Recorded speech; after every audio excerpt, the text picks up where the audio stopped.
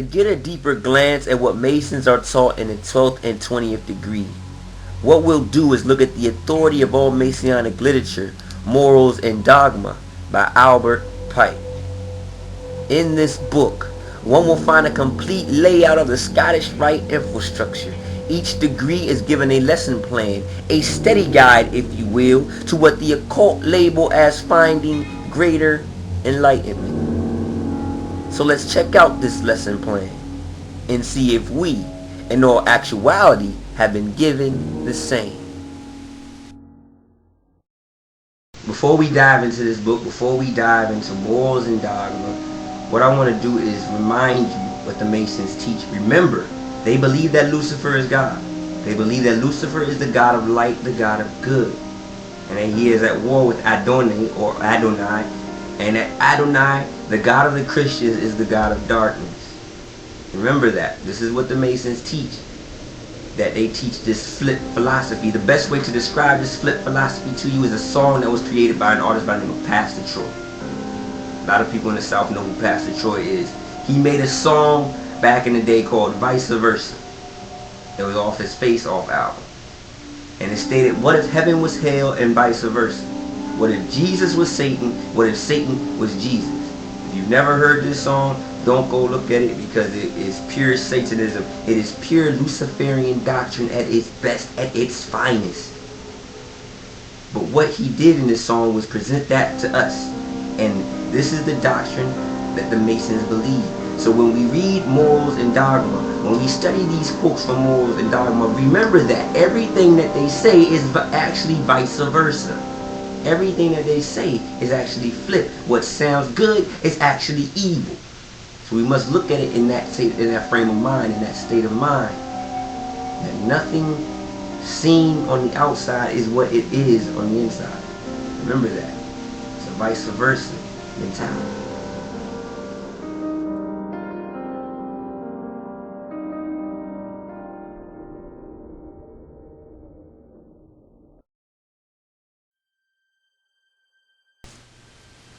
In writing to the Grand Master Architect, Albert Pike gives this short quote in his book Morals and Dogma on page 115, and it reads as thus: the pressure of some great emergency will develop in us powers beyond the worldly bias of our spirits. So what Albert Pike is saying is this, that we as individual members of the human family have powers, and that these powers can only be developed by the pressure of some great emergency.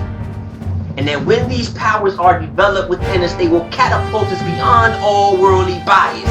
Bias simply means my tendency to move in one direction, your tendency to pull in the other direction. So worldly bias is the tendency of the world to pull in separate directions, like race, like politics, like religion, etc., etc. So these powers will bring us beyond the point of worldly bias to a place of oneness.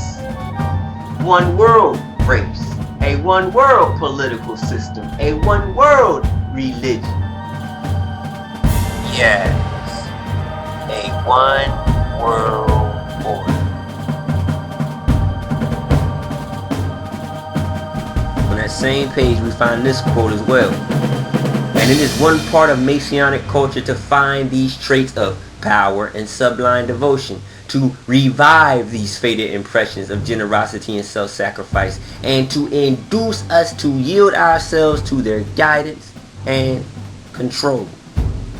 So, if these powers can only be revived by the pressure of some great emergency, and if it's on the part of Masonic culture to revive these powers, that means, yes, it is on the part of Masonic culture to bring about the pressure of some great emergency.